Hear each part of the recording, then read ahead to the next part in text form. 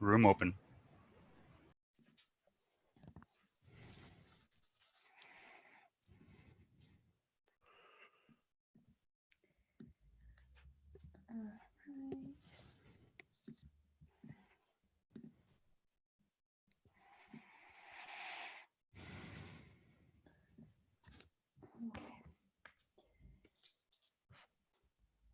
Oh, we have a lovely group today. I'm really excited.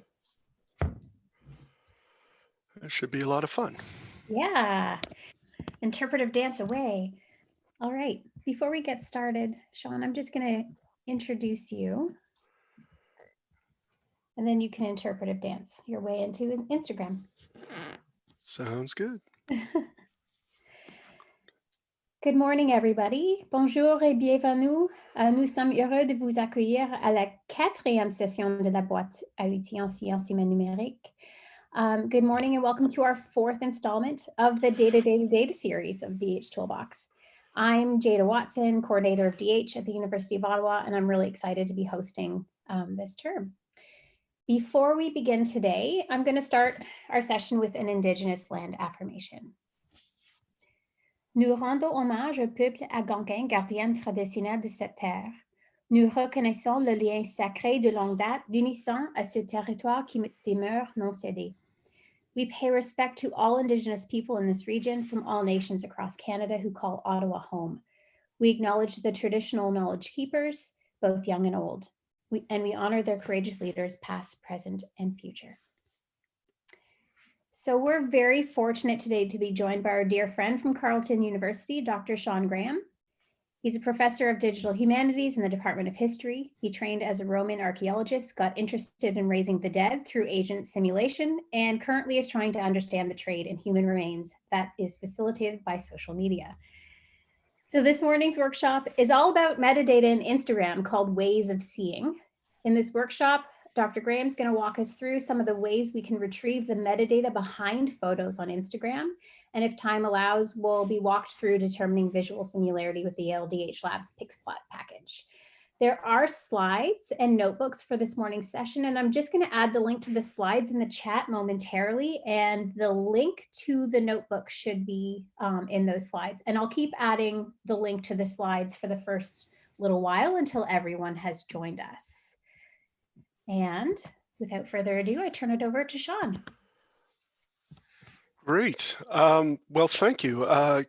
Can you see, are my slides up on the screen? They are. Perfect. So folks, these slides are, it's all HTML from Markdown, in fact. And the URL is right there in the address bar at the whole time. So yeah, thank you, Jada, for inviting me and for having me here. Like many folks, I suppose, I spent far too much time last night doom scrolling and refreshing different feeds. And so my sleep was not necessarily the best. Generally, that means that I might veer into the incoherent at times, in which case, questions and answers in the chats, and Jada will interrupt and ask me to clarify. And please do clarify if I say something that seems to make little to no sense.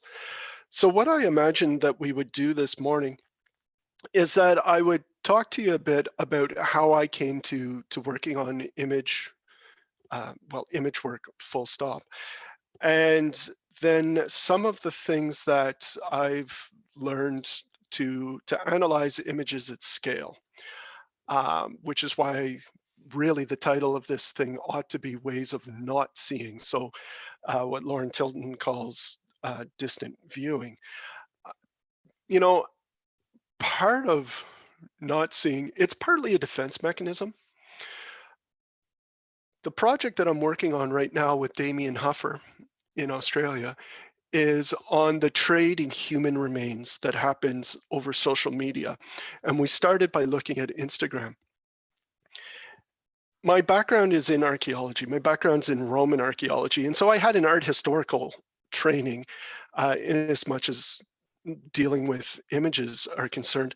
But dealing with Instagram and dealing with the human remains trade means that we have tens of thousands, hundreds of thousands of photos sitting around our computers now of people sharing images of skulls, long bones, what are called wet specimens, so things in jars, everything from fetal skeletons to human tissue to skulls that have been decorated by the cultures from whom these materials were taken, but also people who use human materials in their art. It's not necessarily illegal to be buying and selling human remains. It's certainly immoral. Um, it depends on what jurisdiction you're in. So that also adds a very complicated dimension to this work. And sometimes I don't really want to be looking at all of this material day in, day out, picture after picture after picture. So in some regards, distant viewing is a mechanism for preserving my own mental health and well-being. I have hired students to help me in the past who, after 2 weeks of working with materials, have said, you know what, this isn't something for me. Now,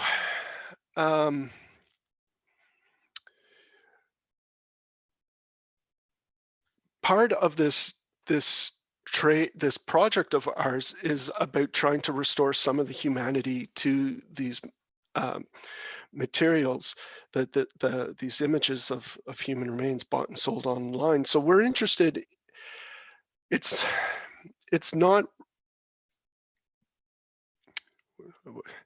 It's hard talking right now because I'm in my basement all by myself and I have no visual feedback on on who I'm speaking to. So it's really hard to react against that, as we all know in this era of Zoom. But you know, the human remains that I'm dealing with, some of what our project does is looks at the metadata of this material to try and understand what's going on there. And some of the patterns that we find there then help us make sense of what we're looking at in terms of the images when we dive back into it. So that's all by way of saying, you know, where I'm coming from and why I'm working with images. But the historians in general need to be learning how to work with images at scale, because the histories of right now are going to have to rely on it. We are in such a visually mediated culture now. The screen essentialism of the current moment and you know, Ian Milligan pushes this back all the way to the early 90s. These are skills that we need to be figuring out how to learn and how to teach to our students how to deal with visual materials at scale. Because I mean, with what's going on in the world around us, everything is not fine. The visual and being able to work out all these patterns is going to be profoundly important. So bonetrade.github.io if you're more interested in that particular project. So, you know, one of the ethical issues involved with doing this kind of distant viewing on human remains materials is that a lot of the code bases and a lot of the tools that we're using are also being used for what you might call digital colonialism. So the tools themselves, you know, these are the same things that what I'm going to show you that in some ways are powering things like surveillance technologies, e-proctoring, police databases matching faces of protesters in the crowd to databases of images scraped from Instagram. So when we use these materials, we also have to be unpicking the ethical dimensions. You know, somebody said, digital tech is neither good nor bad nor neutral, right? So we have to be thinking through, and it's not simply, the ends cannot justify the means. It might be that some of these tools are just too wrapped up in platform capitalism, surveillance stuff. Again, I'm this is part of what this project is trying to think through too, is the ethical use of this, especially when we're looking with human remains, because the human remains that are on the market are there. Nobody wants their bodies to be desecrated. Nobody wants their bodies to end up being bought and sold, right? Abraham Ulrikab, an Innu from Labrador, was a Moravian Christian in the late 19th century. A man came from Europe and said to him, hey, if you'd like to go to Europe to meet your Moravian brothers and sisters, I'll bring you over there. You just have to be part of my human zoo. So Abraham and his family went to Europe, and within weeks of arriving and being displayed in a human zoo, they had died. And parts of Abraham's body ended up in museums in Paris, parts ended up in museums in Berlin. His family members were similarly dispersed. We know this because these materials were rediscovered within the museum collections, and Abraham was a literate man and kept a diary of his trip to Europe. And so those materials were able to, they're still in the process of being repatriated. There are materials in there are human remains in museums all over the place, but there are also, and that's something that you'll see in the metadata for posts saying, oh, this, sorry, I got ahead of myself. Other human remains come from medical collections, and people will say, okay, it came from a medical collection, it's been deaccessioned, so it's okay to buy and sell. But the bodies that end up being used for anatomy schools in the 19th century, the early first quarter of the 20th century, are primarily Black bodies. They're primarily bodies of people who do not have power, do not have the ability to resist this sort of thing. I came across a diary of a doctor who trained at McGill in the medical school there. And in his diary, he writes about bodies being smuggled across the border in barrels marked flour, coming from the United States.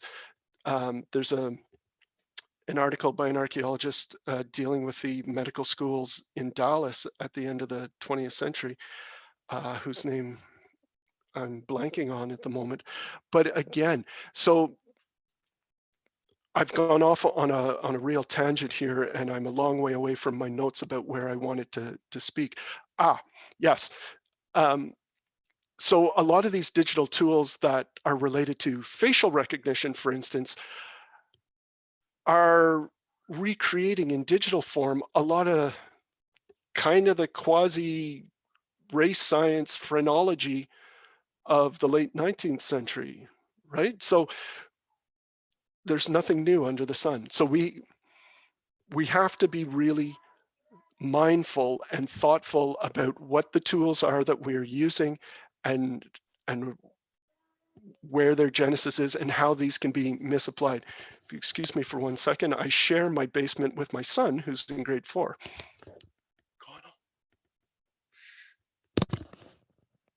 It's fun. We do math together sometimes. Now, you're in this call and you're listening to me talk about computer vision and distant viewing and so on. There was a really great volume came out a year or two ago called Seeing the Past with Computers, edited by Kevin Key and Tim Campo.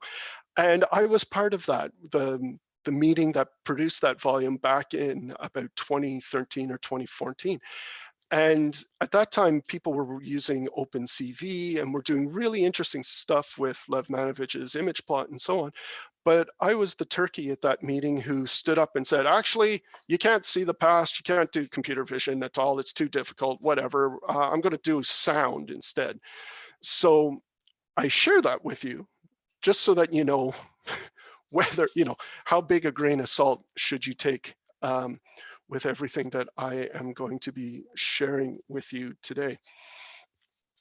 Now, ImagePlot was the first piece of software that Damien and I explored when we were beginning to learn about how to do distant viewing and what it was that we might want to try. So ImagePlot is very, it's quite powerful. It's a macro that goes with the ImageJ image analysis suite. So you point this at a folder of images, and it will extract things like shape, color, hue, luminosity, different things like that, which you can then plot against various metadata fields. And visually, you can start to see things that are coming out of it. There's more that you can do. You can extract shapes, and you can do a lot of stuff. And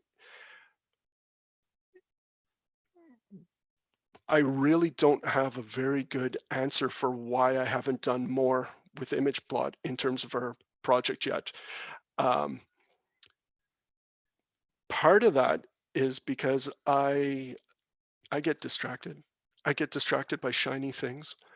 And when neural networks emerged for computer vision in packages that I could understand, I got really excited. Partly because when I did try to work with ImagePlot on my computers, there was an issue of the amount. I have no good reason. I just couldn't make things work particularly well. Your mileage may vary. So do explore it. Do give it a try. Part of it has to do with replicability. Because it's graphic user interface, and there's a whole lot of clicking and menus, and everything always seemed to gum up for me. When I work with my students, my history students, lovely folks, but are coming to digital work with a very low level of digital literacy.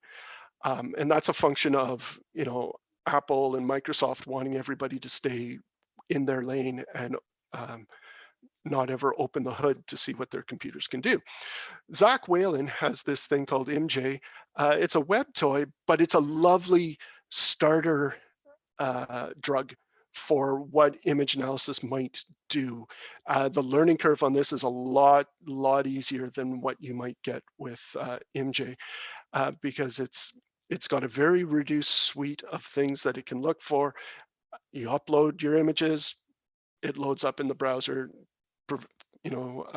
gives you a sense of things that you might want to try. So if you have a folder of maybe 400 images, or you're working with students and you want to just start seeing, is this something that I want to explore further, I would say give ImJ, I say ImJ, maybe it's supposed to be ImJ, give it a shot, give it a play, use that to maybe focus what you might want to do with ImagePlot. But I got excited by the shiny things, and I got excited by neural networks. Neural networks have been around. The predecessor for these things start in the 60s. They start in the artificial intelligence research, and they start by making an analogy to how the brain generates meaning. So if you have two neurons that fire together in the brain when exposed to a certain stimuli, the connection between them gets stronger, and that pattern of interconnections equals knowledge about what cats look like, for instance. Does the brain actually work like that? Probably not. But this toy model, my PhD work way back in archaeology was on social networks in archaeology and generating those. And I had made an argument there that social networks, different patterns, created meaning, and so on and so forth. So that's partly why I got really entranced by this, this shiny toy and by this idea of neural networks. Neural networks in archaeology go back to about the 90s, being used for classification schemes. They never really catch on in archaeology because it's just too damn hard to program the things. But with the explosion of work that comes in about 2012 and 2013, and the development of Python packages to handle a lot of this, their use is exploding everywhere. In archaeology, they are being used most often at the moment in combination with remote sensing data. So if you have a whole bunch of satellite images and you mark off on it the features of interest, you can train a neural network to recognize those. So my student, Jeff Blackadder, is working with Ben Carter at Muhlenberg College in Pennsylvania, using this kind of approach to understand the early iron industry in Pennsylvania and identifying handmade artisanal iron making in the forests of Pennsylvania from air photos. So how do neural networks work? So computationally, you have a layer of neurons that you expose an image to. And each layer, buddy, each layer lights up in response to different aspects of the image. This first layer might light up according to patterns of light and dark. The next layer might be more attuned to curves. If a neuron if the amount of response triggers over a threshold, that input is passed on to the next layer. These layers are wired forwards and backwards, and there's a whole lot of black box involved. Somebody has described trying to figure out how neural networks see as being akin to alchemy, where we try things out and then see what the result is and then say, okay, so it's like this. But in essence, you have a whole folder of images of cats. You expose the neural network to those images of cats. You look at the aggregate pattern across all of those images and you say, on average, this pattern equals a cat. And so you add that to the final layer, okay? You do the same thing again with a whole bunch of pictures of dogs, and now you know the pattern for what dogs look like. When you expose something new to the neural network, it looks at that and measures the distance between what has just lit up and what it knows about cats and what it knows about dogs. And it says, this image is 87% a cat, or this image is 87% or 37% a dog, whatever. You see what I mean? So that struck me as possibly really valuable, because perhaps with our material, we could then work out, are images of human remains meant for sale composed differently than human remains meant to share the aesthetics of goth culture, or tourist photos, from the catacombs in Paris, that sort of thing.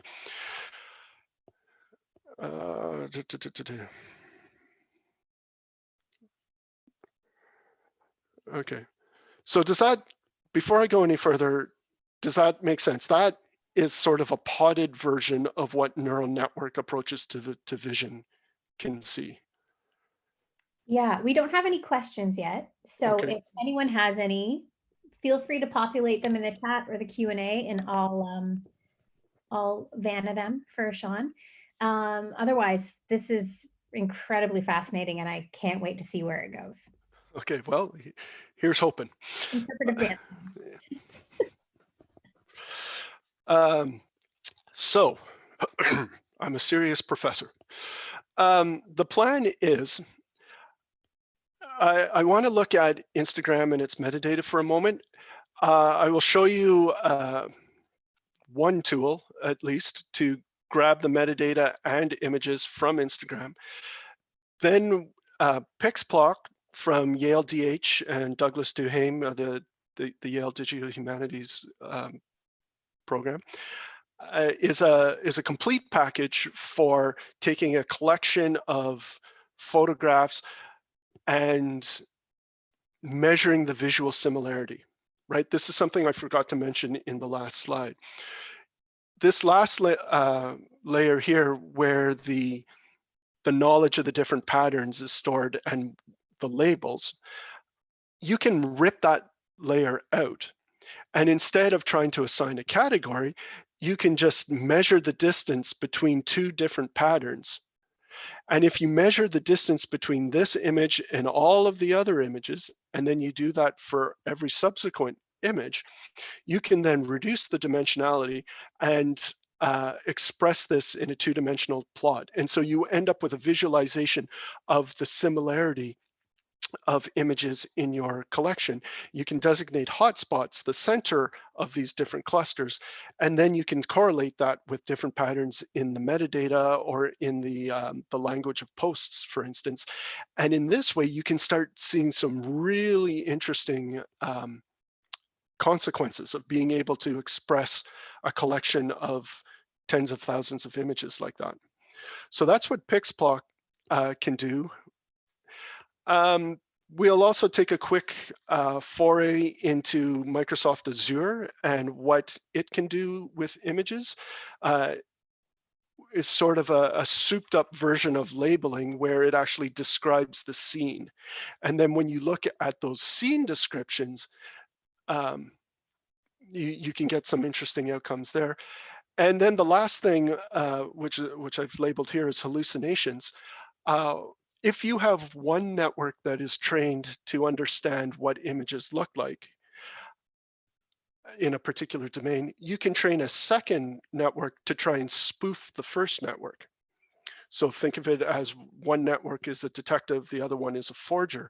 And if the forger can create images that the detective thinks, yes, those are definitely cats, those are definitely dogs, then when you look at the things that the forger has created, maybe you learn something there about the visual tropes or what the network is paying attention to. And that gives you more of that reflective ability to interrogate your collection. So that's the plan. And here are four notebooks that we will come back to later. What I'm going to I'll explain the metadata that's happening behind the scenes with Instagram. And then these different notebooks, you are free to take a copy of these and adapt to your own situation. I will suggest things that you might want to do with these notebooks. All of these notebooks, if you haven't used computational notebooks yet, why not? You should. Because DH work needs to be replicable, it needs to be reproducible, and you don't want to be writing down, now click here, click here, click here, click here, click here. Script out your stuff. So the notebooks that we're using are in Google Colab, which the trade-off here is that the notebooks can time out, so you have to be aware of that and be downloading your materials or connecting it to your Google Drive so that you can save your stuff. But it also gives you access to some high-powered hardware, GPUs and TCUs, which is a game changer, because if you're trying to get a gaming laptop configured so you can do this kind of thing, you can end up wasting years of your life trying to try to do this thing. If your university or institution has a high performing computing cluster, having a notebook like this might make it easier to talk to those folks so that they know what it is you're trying to do and what it is you need. There are other high performance computing resources available, Compute Canada, for instance. Again, having notebooks allows you a bit of portability in this regard. So there is a very good tutorial in the Programming Historian, programminghistorian.org, by Quinn Dombrowski, about using computational notebooks for humanities research. Quinn is also part of the Data Sitters Club with Rupika Rizam and Anouk Lang and Differt and others who are using computational notebooks to explore a vast corpus of young adult fiction from the 90s in multiple languages. So, that's worth checking out. Okay, you all with me? Let's rock. So, Instagram. Part of the problem of working with Instagram is that it is watching you back when you're trying to do stuff with it. When we started the Bone Trade project, there were packages in R that would interact with the full API for Instagram. And so huge, rich amount of metadata, easy to grab, 3 lines, bingo, bango, bongo. Instagram shut down access to that API. And now there are ways, you can scrape the pages and pretend to be a human and automate that through the Selenium browser, which is Chrome. But Instagram is keeping track of your IP address when you connect like that. And I've churned through about a dozen accounts lately that have been banned from Instagram because I was trying to do something more than what the magic of !__a=1 can achieve. So let's take a look at all of the metadata that is there at the surface that we don't need an API to attract. So if we take a look at this, this pic, you should always have a Facebook container in Firefox if you use it, by the way. It's a pretty cow. It's a lovely picture of a cow. And there's lots of likes and replies, and there are more pictures of baby cows. Lovely baby cows. But if you add this to the end of this address, which let's do that.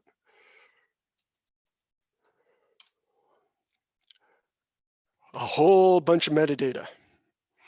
Now, if you're using Firefox, you can see all of this, which will make your eyes cross, exposed as JSON. But if we look here, you see it says GraphQL. So the data that Instagram is using, they're using a graph database. So if you're used to databases being rows and tables with keys, that kind of thing gets really unwieldy when you're dealing with the scale of information that something like Instagram has. So Instagram is using a network model. That's what a graph DL is. It's a network of nodes and edges. So if you have some kind of node, a picture of a cow, it becomes easy to add more edges as time goes on. If you need to have more metadata, you need to have less metadata, if the metadata has to interrelate. And then you use various network metrics to traverse that graph, to do queries and so on. So again, just like network analysis and network metrics and network analysis underpin Google and PageRank and the search algorithm, so do they underpin Facebook and Instagram and the rest of it. And it's interesting because the, this metadata field here, fact check, overall rating, fact check information, sensitivity, friction info, that all just appeared in the last 3 or 4 weeks. This is a new thing that presumably is a reaction to the American election. Now, when you look at this metadata, Firefox displays it nicely, and you can follow all of these edges. You can expand it to see if there's anything more. You can look, see, is there any location data? No location data. People are getting better at turning off location on their phones, so that's good. So all of this information, well, you might want to be collecting it. You might be interested in the photographs. You might be interested in the captions. That's the accessibility caption. That is automatically generated by a neural network that's already been trained and tagged by Instagram. You might be interested in how people respond to different kinds of posts and so on. So this first notebook here, so the link is here. If you have Python, Anaconda, Miniconda installed on your machine, you can run all of these notebooks locally, and I'll show you how to just download that. But you can just copy the Python from the notebook and run it in your at your terminal or command prompt. Mac people, you have Python installed automatically on your machine, although it's an older version, so you'd probably have to update it. Windows people, I'm so sorry. Anyways, so the package that we are using in a lot of our work is this package called Instagram Scraper. It's a Python package. To make it run in this notebook, we have to install this package as well. You may or may not have to install it on your own machine, depending on what kind of Python you've got going on in the background. Now, if you've never used one of these notebooks before, these notebooks mix text with code. So if you wanted to add more text, you mouse over here and you can add text and it's in the markdown format. And this lets you keep your observations about what you're doing or what you're thinking in there with the code itself. The code runs from top to bottom. So if you ran around and started clicking on things randomly out of order, you would rapidly cause yourself a world of grief. So don't do that. This notebook is in Python, so it's expecting Python natively. Things like pip, which is a Python package manager, is something that you would run from your terminal. So to make it run from within a notebook, you have to use the exclamation mark. If you were running it from your terminal, which is what this little video demonstrates, you don't have to use that. Okay, see, pip install, no exclamation mark. So that's worth keeping in mind. So I'm going to run this. When you run a piece of code, it's running. I've already satisfied all of this. It's installed it. Now we can install Instagram Scraper. Same way, let the code run until it finishes. Successfully built. Okay. Can I interject for one moment? Yes, please. I have a question, and I'm not sure if what you just explained answers it. So just in case it doesn't, I'll ask it. One of our attendees says, I use Atom to write my code, then open the Atom file in the Mac command prompt. I couldn't get the pip install commands to work when I saved them in Atom, but they did work when I put them directly into the Mac command prompt. Is there a way to save pip commands into an atom.py file? That's a good question. And off the top of my head, I don't know the answer, but Okay. I am willing to bet that if you went to Stack Overflow and asked and wrote that question there into the search bar, you would probably find that you're not the first person who's had that question and that somebody has probably solved it already. Atom might even have packages for it, plugins to handle that kind of thing natively. But that's a good question.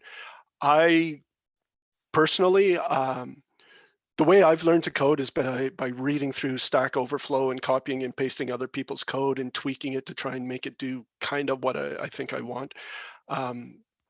So I wouldn't, like, you wouldn't necessarily want to have pip in your actual .py file because you only need to install pip. You only need to install these packages once, right? Oh, yeah. So if you were going to run these scrapes over and over again, you might not you might not want it there. If you're running all of this on your own machine, you should probably have a virtual environment set up, which is because Python, you can think of Python as a whole bunch of Legos. And if you build your Hogwarts castle out of the Legos and then discover that you want to build something else and you might have used all of your Lego blocks somewhere else and you're trying to use it at the same time somewhere else, it means your Hogwarts castle doesn't stand, nor does your Batmobile stand any further. So if you have separate virtual environments for different kinds of tasks, one virtual environment that's just for dealing with Instagram, for instance, you can pip install once inside that virtual environment, then run your code, and it will never conflict with another use that you might want to use. Does that make sense? Did I? To me, yes. I'll let you know if there's a follow-up question. Okay, thank you. So I'll just head back here for 2 seconds. So our first paper that dealt with the bone trade didn't actually do much in terms of visual analysis of the pictures, but dealt with all of that metadata itself. And we did all sorts of different kinds of text analysis on the resulting data. So assuming you have Instagram installed on your machine, again, within this notebook right now, if you run Instagram scraper with the exclamation mark and the help flag, it will tell you all of the different things that you can look for within Instagram.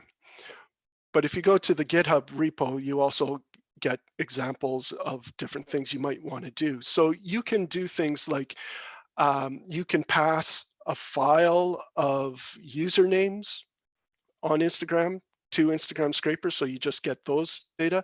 You can pass a file of Instagram location IDs. So if you look up a place on Instagram, every place has its own ID number, and that ID number will be in the URL, or it will be in the metadata when you look at it with the question mark A trick. You can look for specific types of media, because Instagram has not just pictures, but also videos. You can get all of the comments. You can do a variety of different things. So before you run Instagram scraper in the Google Colab, there's something you need to know. If you run it in Google Colab, you have to tell Instagram scraper what your username is and what your password is. That's why if you're doing this kind of work, you should have an account that has nothing at all to do with the rest of your life. Also, you should know that I cannot vouch at all for whether or not how secure it might be to pass your username and your password through a Colab notebook to Instagram in order to do this. Perhaps that is something that can be intercepted. But if you have an account that is just used for grabbing data, then it's probably not a big risk. So if you want to use this notebook right now as it is written in order to scrape data, you would run this final cell with the tag that you want, or the location or whatever. Here, this -M10 says, just grab 10 things, please. And it's passing your username and your password. If you ran this, your results would show up here, and then you could zip them and download them from this file explorer tray. In this screenshot here, you can see I've run this on my own little MacBook Air without the exclamation mark and without having to attach my username or password. The Google Colab notebook, it will not work without your username and password. Running it from your home machine, it will work. And so what do you get? You end up with these file names. These are the 10. I asked it to grab the first 10 posts with cows on them. You can see it grabbed an MP4, 2 MP4, 3 MP4s, and then it finally runs, dumps all of the metadata into this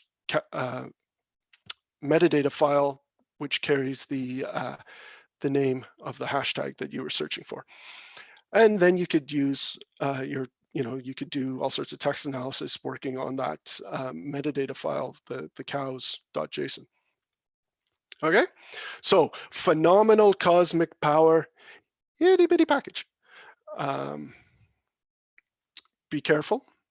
There's another piece of software called Gallery-DL. I'll just type it here.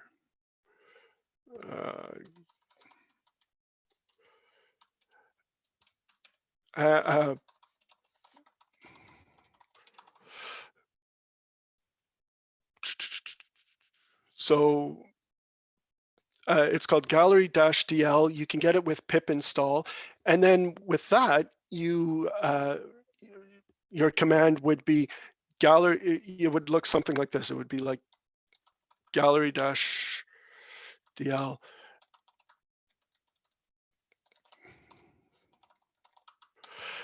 And then you could point it at a Flickr photo stream. You could point it at a Instagram search results page, right? So you could, if we go back here and I do, hang on, search for,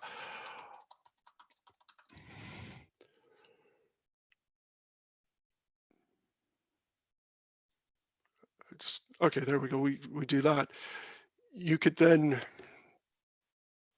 point it at that. The difference is you don't get the metadata. You just get the images. So it depends on what it is you want to do. Okay. I should know better than to search for stuff live because God knows what you'll find. Meanwhile, okay, so now we're going to do visual similarity. So Douglas Duhame wrote this excellent blog post from a few years ago, walking you through how the TensorFlow package and the Google Inception model work and how you can use them to figure out visual similarity. So the Inception model is a pre-trained neural network on thousands of images from existing data sets. And so what we do is we use that existing model, feed it our own images, and then measure the distance for each image relative to every other single one. And this works great, except that TensorFlow has now entered version 2 point whatever, and this only works with version 1.5. Well, what would you want to do with this? You know, this is the heure code for what becomes pixplot. So why wouldn't you just use pixplot? Well, the thing is, this breaks it down into different steps, and one of the outputs is this final conversion of images into numerical vectors, 2048 individual numbers representing different dimensions that the neural network is measuring along. Because once you have that folder of nearest neighbors, you know, one thing we could do is project it all in two-dimensional space. But the other thing we might want to do is represent those relationships as a kind of network, because something that Catherine Davidson and I have been, it seems to work, so stay tuned. But following the work of Tilton and Arnold at the University of Richmond in the distant viewing lab, they did this with collections of photographs from the Agricultural Bureau in the United States, Department of Agriculture in the 30s, these photographs of people working on the farm. And they found that when they represented it like this, that there was a clear directionality between visual images. So this image is most similar to this image, which is most similar to this image, which is most similar to this image. And when they correlated that with the metadata, they found that this image was created by the, well, this image was created by this guy's student, and this image was created by this guy's student, and this image was created by this guy's student. So there was a influence seemed to follow that directionality of influence. So we asked, with regard to the bone trade, can we see something similar? And you know what? It seems to work. When we express our materials like this using Duhame's earlier code so that it gives us that folder of vectors and nearest neighbors, when we express that as a network, it looks as if, and we're still trying to confirm this, that very important people in the bone trade, the style in which they compose their images seems to influence other people. When we look at the images, there's the metadata, the date stamp of this one always seems to be later than this one. This one's later than this one. So it looks as if we're able to see chains of visual influence within the bone trade, that people look and see how people are displaying bones, and that influences how they compose their own. So that's quite important, because that also means that,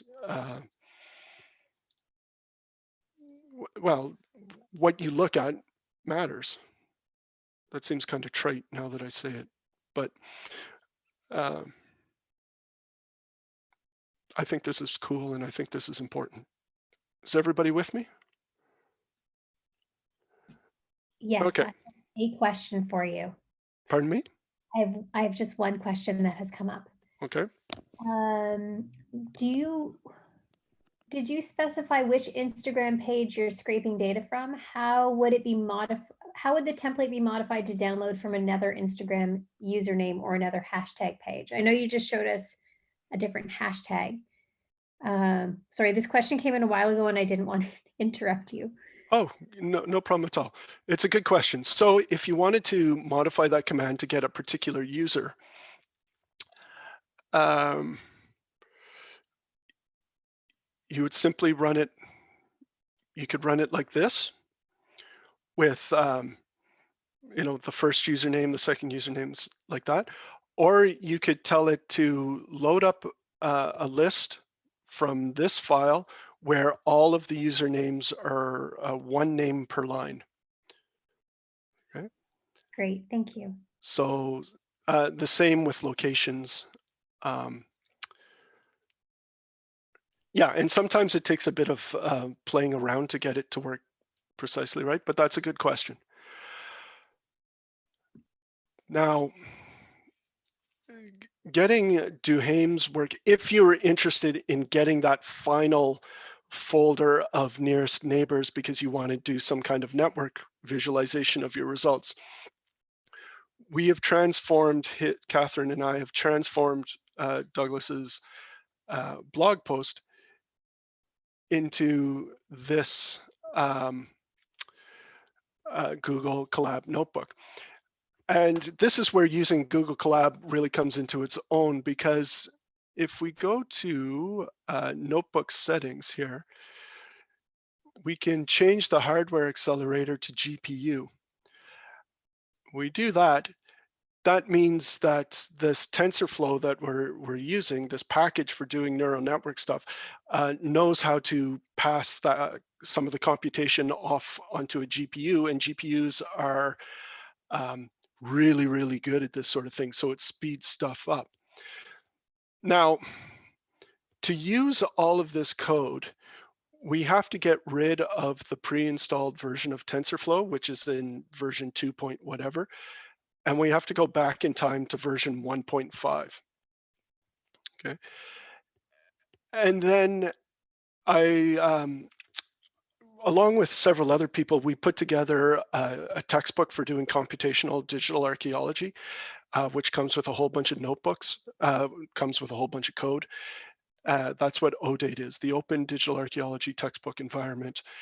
And if we clone this particular notebook into here, okay, well, we'll run this. This will bring in Douglas Duhame's scripts all in one place so that we can run them within this notebook. So I say yes. Okay, so we'll just let that go. As we let this go, Lauren Tilton says, hi from the Distant Viewing Lab. The implications of that finding about similarity seems really important. Oh, cool. Hi, Lauren. I'm so glad you dropped by, and I hope I've done justice to the work that you're doing. Folks, go see the Distant Viewing Lab. Go look at their tutorials, go look at their articles. It's tremendously important stuff. Okay, so now I'm going to get TensorFlow 1.5 installed.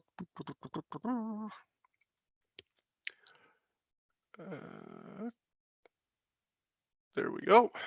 It's coming. You can also hide these output windows once they're done by hitting the X button. Okay, so now I'm going to clone this. And if I look over here, that information, all that info is all here. And here's this Python script that we want. Here's that Python script that we want. And here's 25 images that you can test things out on if you want. If instead you have images that are in Google Drive, this bit of code here will allow you to connect this notebook to your Google Drive. So we're going to classify the images. Remember, we're using all of this code that Douglas put together, and he walks you through and explains what it's doing back there. Sorry, here we go. So I could just put all of the Python directly into a cell and run it, but since it's already put together as a nice file here, I'm just going to run it by invoking Python at the command line.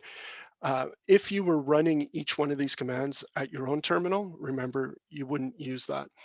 So I tell it it's in this directory, it's this file, and I want it to work on the images folder where everything inside it that it finds. So we'll just run this.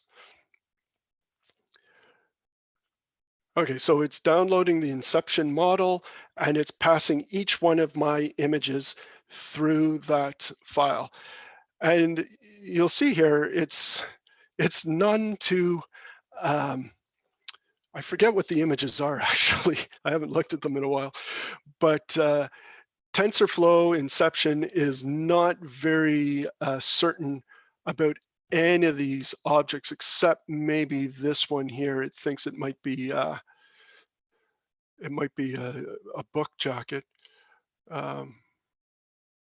What number is that? 3960603.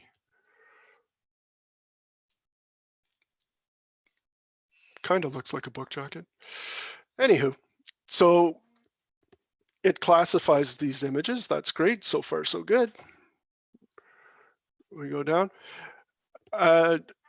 This is the line you would write if you had, say, a folder in your Google Drive called test images. Okay.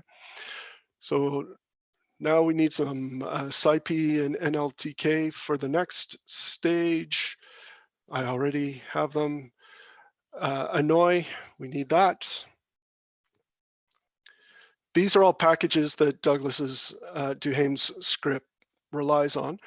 So now we can cluster everything. Oh, shoot, I went too far.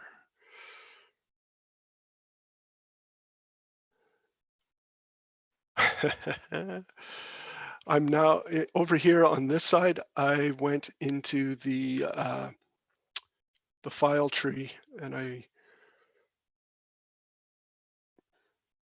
I'm lost. Where the hell am I supposed to be? Oh, there it is. Phew. Okay, so I ran the nearest neighbors, and now I have these individual JSON files.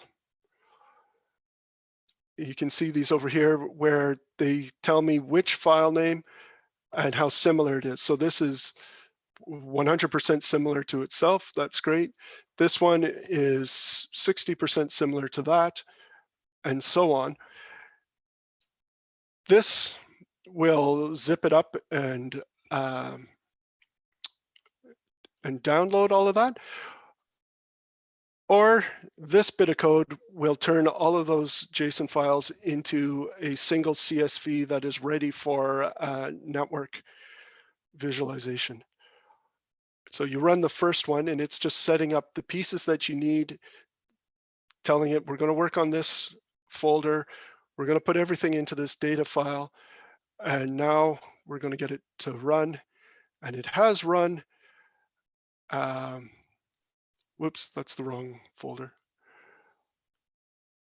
And now I have this, oh shoot, there it is. I now have this wonderful data file where I have my source and my target and the similarity, which can then be imported into something like Gephi. So this is very handy.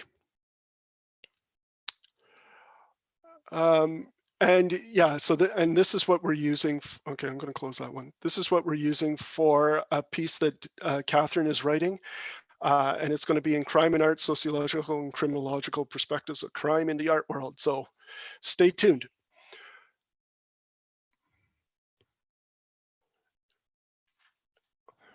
Now, that code, everything that we just walked through is the code for what becomes Pixplot. And Pixplot is a lovely package that will take, let's go see, give you a sense of the, what it ends up looking like.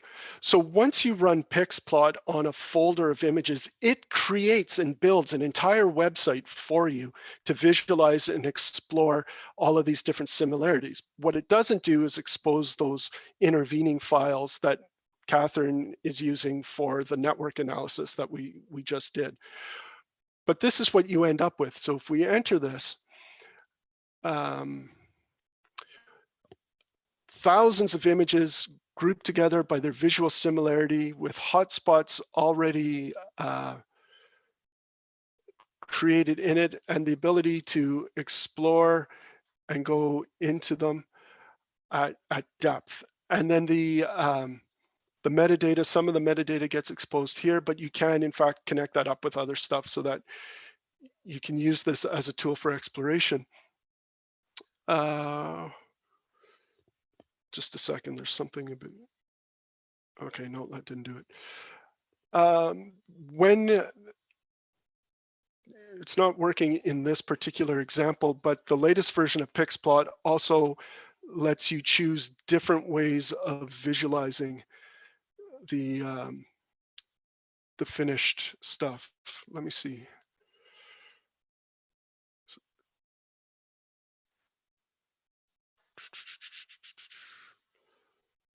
There might be an example here that shows you what I'm trying to get at.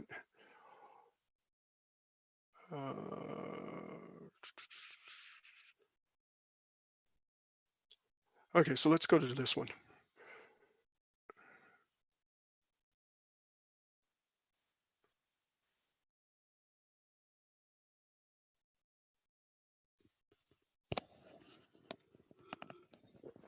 Here we go. So whereas the first example used TSNE, the algorithm for reducing the dimensionality and then laying it out on the screen, this one is laying it all out as a grid, but you can also choose this clustering or this clustering or that clustering. So that's quite handy. And you might want to use this to explore collections. Now, getting all of this working, it's actually pretty straightforward. Once you have everything installed, you simply say, Pixplot, do your thing on all these images. And when it finishes, you can just start a web server in Python, like so, and then go to this place in your browser. However, you may or may not have the computing power to do all of this, but you do have the computing power to run a visualization, or you've got a server somewhere that you control that you can put the result on. Pixplot, you just, this notebook that's on the screen right here, we install Pixplot, and then you run it on your image data set. You can also tell it where your metadata might live. Now, I haven't preloaded this notebook with image data. You can get some demo data by running, sorry. You can either upload a folder of images using the upload feature here. You can connect it to your Google Drive using the code that I showed you wherever it went. using that. Or you can get the demo data from Yale DH itself by running this line and then this line, which is what we'll do as soon as this finishes. Everybody with me so far? Everybody having fun? This has changed your life? It's the most profound thing you've seen today? The correct answer is yes. It is yes to all of that. Perfect. Okay. So, woohoo from Connie. Woohoo!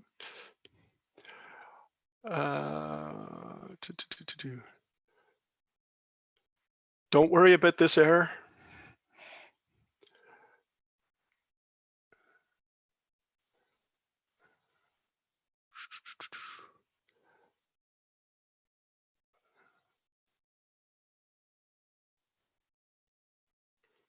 GPU, you want to turn that on.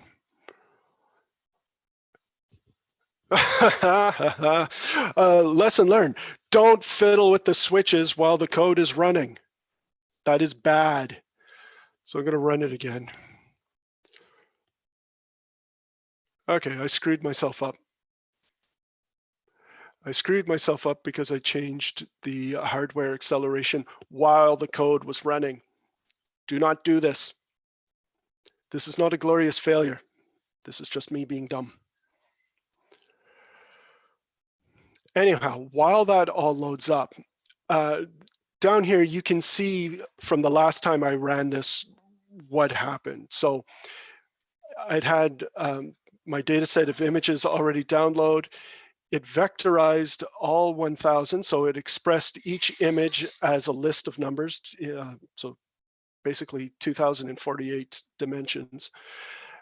And then once it got through all of that, it created it built all of the HTML that we want, and then I simply zipped it up, download it on your own machine, start a command prompt or a terminal prompt in that folder. I did it in the output folder, and then start a little server with Python, and boom, you're good to go. So this isn't really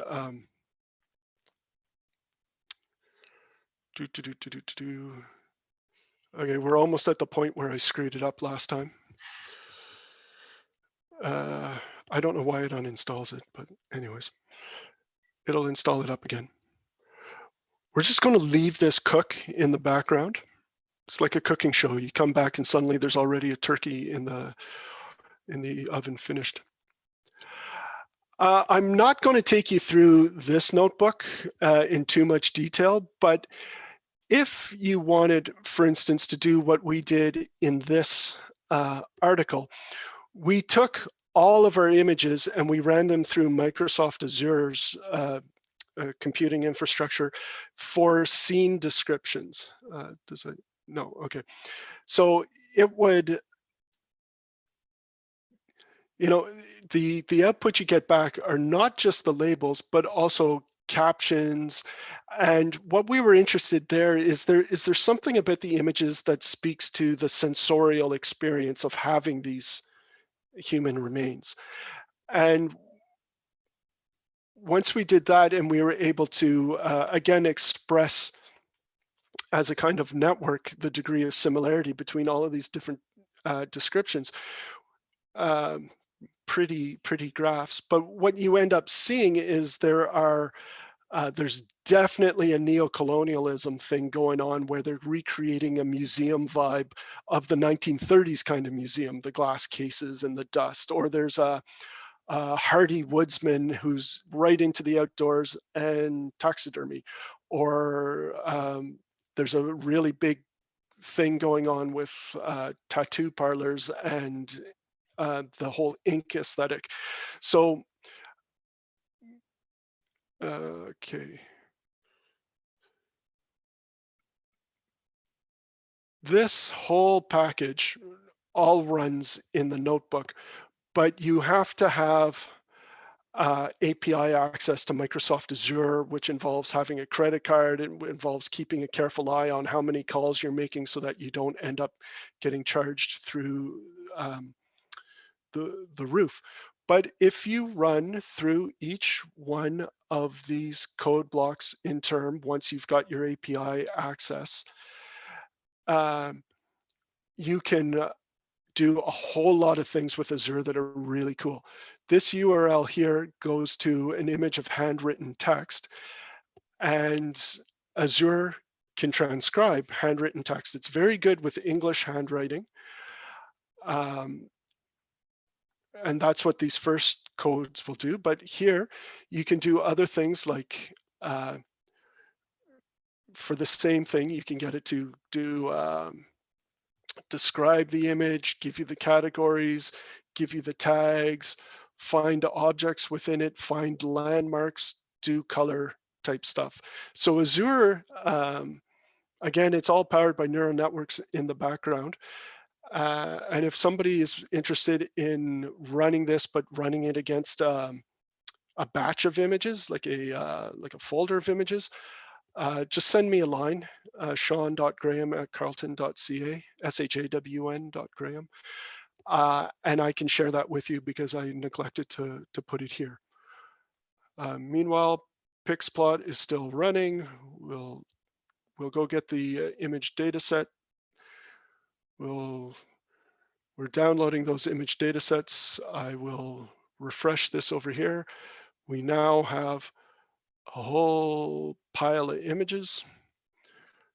It'll show them here in a bit. There they are, lots of images.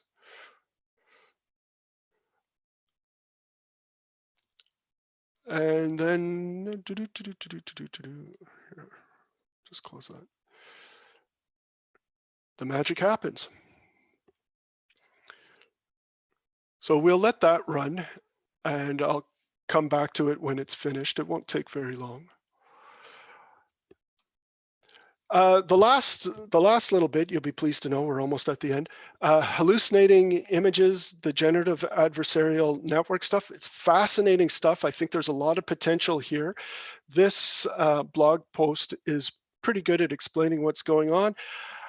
And I don't have a notebook for it because I just didn't have the computational power or the chops to do it on my when I first got interested in it. But I do want to point your attention to this. I used a service called Paperspace, which gives you access to some serious high power computing. And all of my experiments with this cost me about $20 by the time I was done. So that was pretty good. This is one output where I fed thousands of images of the bone trade and asked it to generate pictures that would spoof my first neural network that knew what human remains looked like. And it's a sort of Hieronymus Bosch type painting. But what's interesting here, these grotesque areas of what are human bones, that is clearly meant to be a skull. These may be scapulae or something, but it's showing you just how much that vast expanse of bone in the patina of that, how it attracts the eye, the fact of these things being on display cases. So that's, kind of what you would expect. But what's going on with all of this really weird pink stuff? Well, what that turns out to be are more and more often, people in the bone trade are not being so bold as to list in the posts themselves the actual prices or how to initiate contact. Instead, they're overlaying that image, that stuff in the images, text on top of the image using PowerPoint or something, a kind of steganography, because looking at the metadata itself doesn't pick it up, right? Because there's nothing in the metadata. There's nothing in the post to say this thing's for sale. But when you look at the picture, it clearly says Halloween giveaway, buy one, get one free, or Valentine's Day's coming. Why don't you buy your loved one a skull? That is not an exaggeration. That is something I have seen. So what this way of looking at stuff is showing us are, it's a bit of a Red Queen effect. We're all of us running faster to stay still. people are doing this trade online. We study it. We publish open access. People change how they do things. We study that. They change. It's that whole dimension is being discussed in a paper that should be coming out later this year, maybe. So if you're interested in generative adversarial networks, this tutorial is very good, and it explains how to use the Paperspace service to make it work. And that's all, folks. That's everything I've got. This thing over here is still running. We're almost done. But you see here, it's already starting to build all of the HTML. So you would just zip this folder up, download it, and then serve it on your own machine or your own hosting space. Yeah, so thank you very much. Thank you very much. So fascinating and also a little disturbing. Told you it was morbid. Yes. I have a question for you while we wait for that to run. Last year, your work got a lot of press. Ottawa Citizen ran a story on it. And the result was really fascinating to me, that you started to get some queries about how to do it, not the work, but how to sell bones. Yep. And I wonder if you might share a little bit about that sort of experience of like this work becoming something that the public gets interested in and the type of response you then get. Right.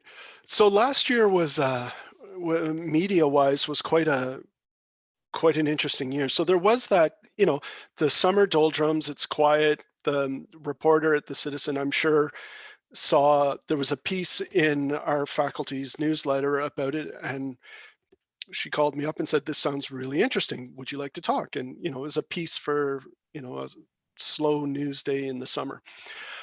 So she did a profile about the research, and that was lovely.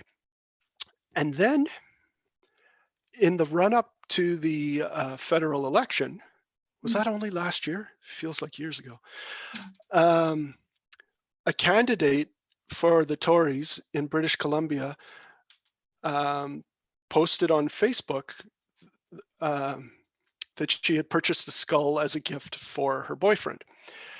And that Facebook post emerged in the run-up to the election. And a reporter, Martha Troyan from Aboriginal People's Television Network, contacted me saying, "Holy cow," because when she saw the post, then she did a bit more research and she found the other newspaper article, and so asked me for what Damien and I thought. And from the photos that we could see, the skull looked to us like it was recently recovered from the ground, because there was damage to it that looked like what a pick might do. And so at that point, everything exploded, and we started getting lots of media inquiries about this. And the original stories that, and we would get, the BBC, for instance, contacted us to find out more about the bone trade and asked, would I put them in touch with some bone traders?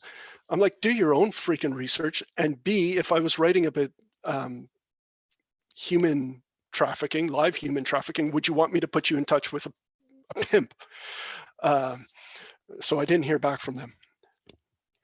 But a major article emerged in Wired magazine. So we spoke to a reporter from Wired, and it was, on balance, it was a generally good article, but he also spoke to a number of the major bone traders and then replicated their posts, linked to their posts live within the article. Then his article got repurposed in Newsweek, the Sun in the UK, lots of different venues, and each time the sensational aspect would be played up more, and the research angle played down less, to where the largest circulation things didn't have any mention about us at all in our research, and everything to do with, oh, hey, wow, you can buy bones. And so, you know, we could see people discussing these articles in the bone trade groups and so on. And one trader's account, you know, maybe it was just coincidental, but got suspended at that point. But then he had a couple of backup accounts, and now all of his accounts are back online, working fine. So it was, we were on the radio, all over the place. And so, you know, I generally believe that if I'm working at a public university and I'm have a public research project, that I should be publishing my research in open access venues so that people can read it. But, you know, that Red Queen effect that I alluded to earlier is definitely at play. So, yeah, there's potential danger. Yeah. When certain knowledge sort of becomes public general knowledge. Yeah. Yeah. So then we've had people contacting us this year saying, so we want to do a story on the boat trade, and the angle that we want to take is that people are bored during lockdown, so they're embarking on this new exciting hobby. And that's bollocks. If anything, people are selling parts of their collections because they've lost their main jobs and they're trying to make ends meet. Yeah. We have seen indications of that. But anyway, so, you know, there's an undeniable sensation and shock value involved with this, which is one of the reasons why we're trying to do a lot of this at a distance. Yeah. So, yeah. Thank you. This is not what I imagined doing when I went through grad school. So I can imagine it's probably a long way from archaeology to the bone trade, or maybe not that far. Not as far as you would think, but certainly from Roman archaeology. Right. Yeah. So you mentioned something in passing, and I neglected to even think about putting it into your bio. But for those who don't know, about a decade ago in 2019, Sean published an amazing book, a collection of short essays on really becoming a digital humanist in many ways, and becoming, you know, that life post PhD, pre-tenure track position. Highly recommend it if anyone is looking for, you know, some reading about this world of DH and scholarship and being an academic. Highly recommend it. Well, can I do a shameless plug? Sure. Okay, so on the screen here is the product page for an enchantment of digital archaeology, Raising the Dead with Agent Models, Archaeogaming and Artificial Intelligence, which has just come out. And this is about the intersection of artificial intelligence with archaeology in a more hopeful vein than maybe some of the bone trade stuff. So, you know, lovely. Run, don't walk to your local bookstore. Or click on a few links because you don't want to go outside without a mask. Good. Do you think we could see if the script is done, or? Oh yeah. So the script is done. If you look up here, you see the icon is now orange, meaning that it's finished running whatever it was running. So I have the full output thing done. So now we just need to zip it all up. Okay.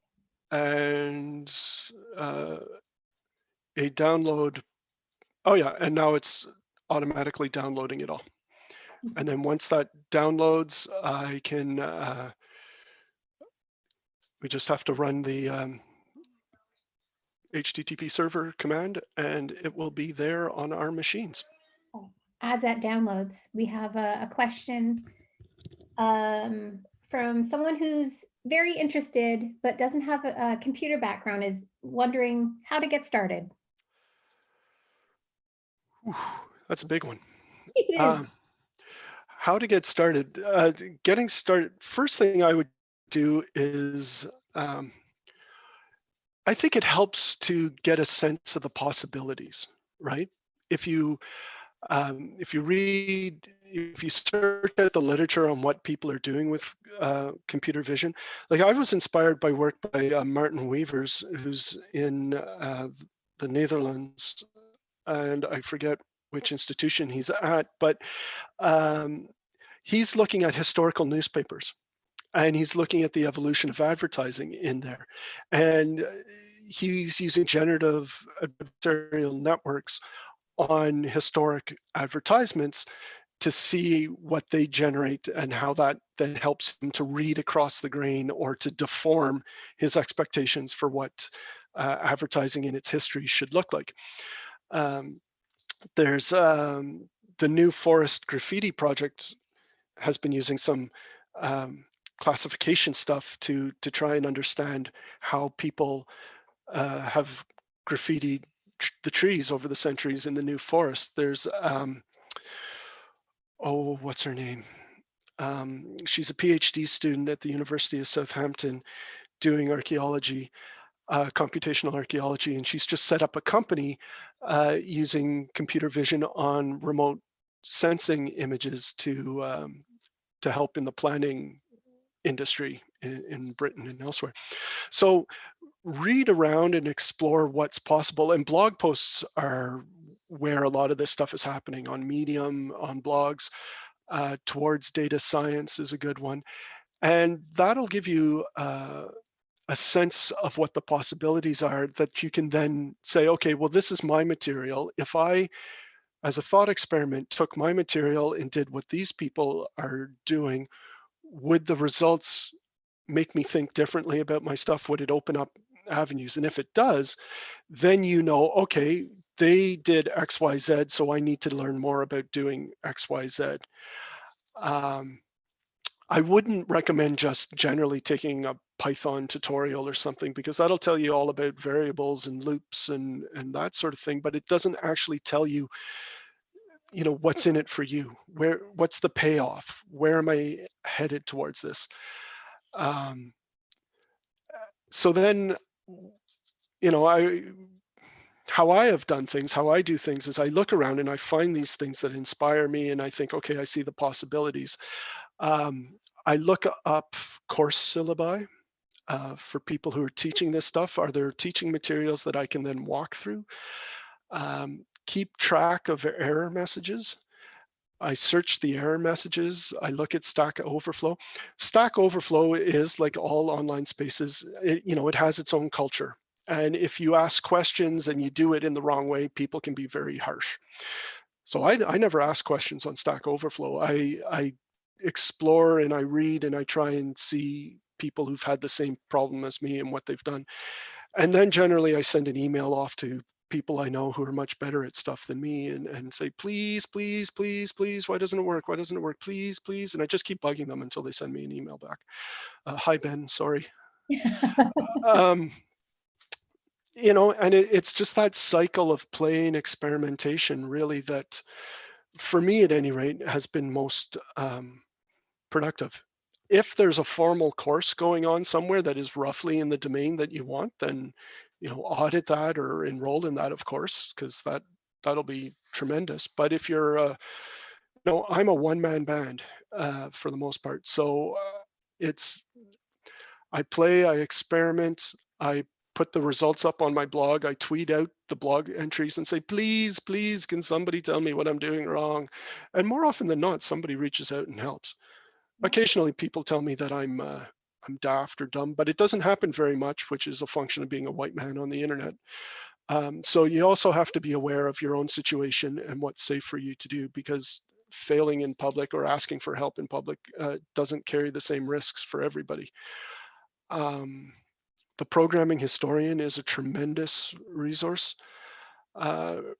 Really, maybe one of the best things to do is just find a circle of like-minded friends and experiment together, learn together, have a drink, have a coffee, have a glass of wine, whatever, while you do it. Life is too short to be frustrated by computers, so it might as well be fun.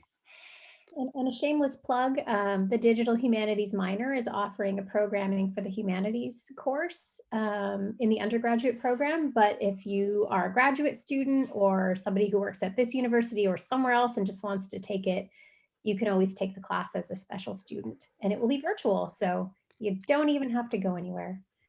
Speaking of shameless plugs, I'm the coordinator for the Masters in DH, Collaborative Masters in DH at Carleton. So if that might be on your, just joking. if you're interested in such things, give me a shout, and I can explain more about our program. And you know, and of course we work hand in glove with U of O all the time because we're best friends and neighbors. Yeah. So the thing is downloaded. I'll save that file. I will unzip that file as soon as I find my finder here. Where'd it go? Wow, you can see how messy my desktop is. If you're on a Mac, so I'm going to open a terminal at this folder. Okay, is this still on your screen or is it missing? Can you see this? Yeah. Okay. My poor little computer runs so slow. Okay, so there's the output. So Python module http.server. Let's send it to 5000. Whoops.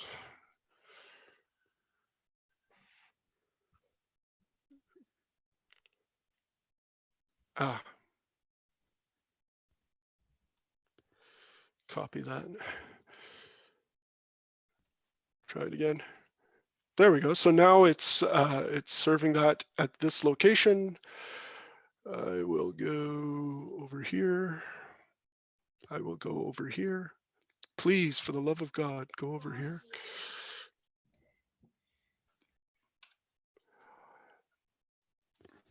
Hey presto, here's our result.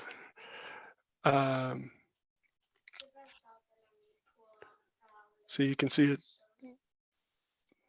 See, it's all running here in the background. That's what your server is doing. Yeah.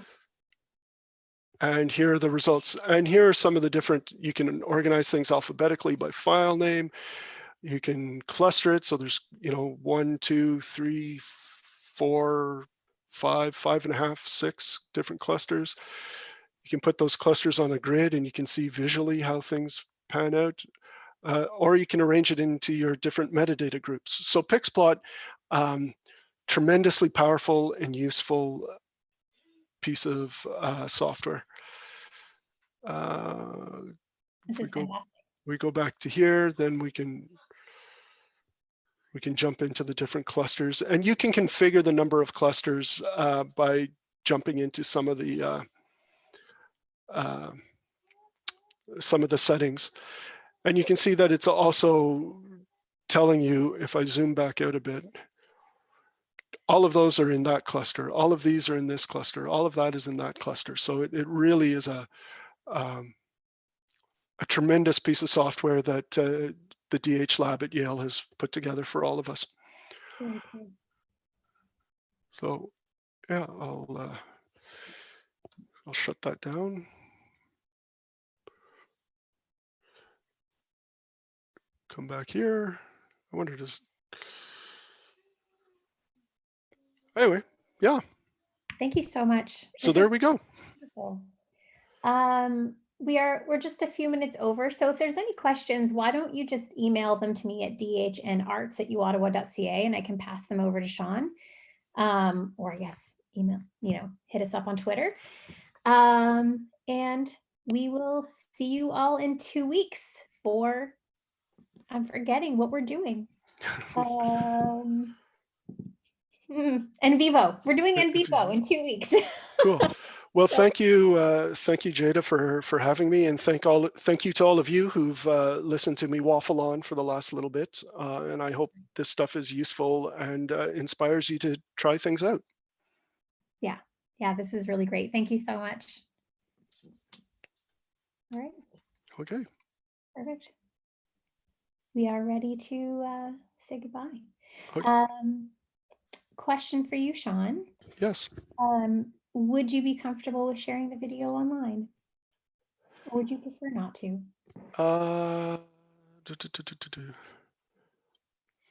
Yeah, I think it should be fine. Yeah, we can edit out this conversation. Yeah. But there were a few people who had asked because they'd missed the first bit. Okay. Yeah, But, I think that should be fine.